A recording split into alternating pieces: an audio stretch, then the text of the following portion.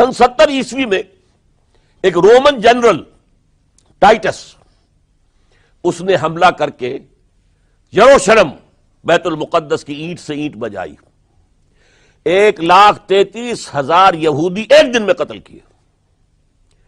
اور ان کا second temple جو تھا، جو حضرت سلیمان نے بنایا تھا، معبد، عبادت گاہ، ہم تو اسے مسجد کہیں گے، مسجد اقصی، لیکن انہوں نے اسے کہا ہیکل، ٹیمپل.